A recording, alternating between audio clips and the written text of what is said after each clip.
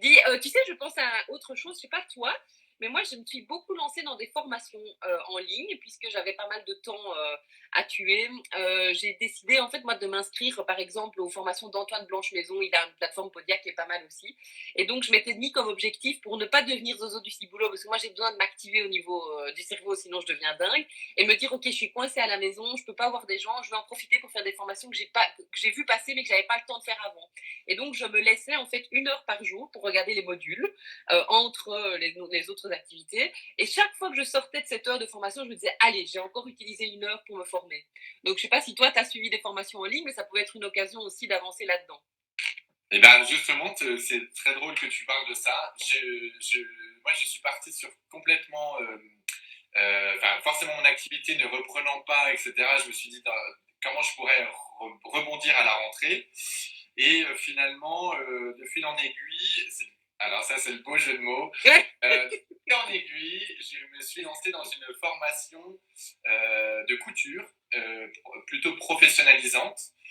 Donc, ce serait pour passer le CAP vêtements flous. Donc, c'est pour faire vraiment de la couture au niveau professionnel.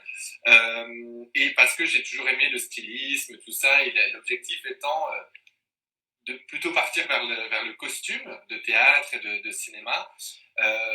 Et donc, du coup, parce que mon activité ne reprenait pas et qu'on était en déconfinement, mais que enfin voilà, à cause du confinement Corona, il n'y avait rien qui se passait pour moi, j'ai commencé à me pencher sur la question.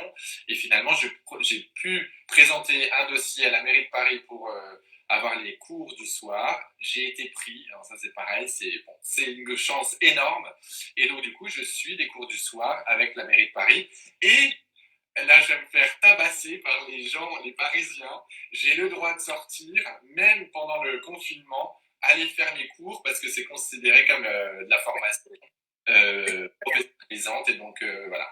Donc, du coup, en plus d'apprendre quelque chose et en plus de faire quelque chose que j'avais envie de faire depuis un petit moment, ça me permet, quand tout le monde est confiné et en couvre-feu, de pouvoir partir dans l'autre sens avec le métro et pour faire ma couture. Voilà. Donc, C'est très bien. Je suis contente de l'apprendre. C'est super. Il y a beaucoup, beaucoup de gens qui se sont relancés dans des nouvelles formations et qui sont partis du principe que, vu qu'on ne savait pas où on allait, autant faire ce qu'on aime, quoi. Tu vois, ouais. c'est une espèce d'élan du cœur comme ça. Et ça, c'est aussi un truc que je retiens, qui est plus vaste, plus général, mais ça nous a quand même vachement reconnecté aux questions fondamentales qu'on se pose, quoi.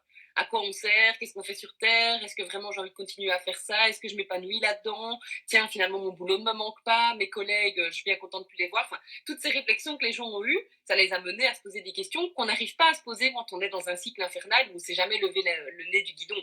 Tantôt, j'ai demandé aux enfants, je leur ai dit, ah, ce soir, je vais parler un petit peu du Covid. Vous, qu'est-ce que vous avez tiré de positif de cette année? Et ils m'ont tous dit, plus de temps en famille. Voilà, pour eux, c'était... Ah, ils sont Voilà. contents de le Oui, voir. ils sont choux, ils sont choux.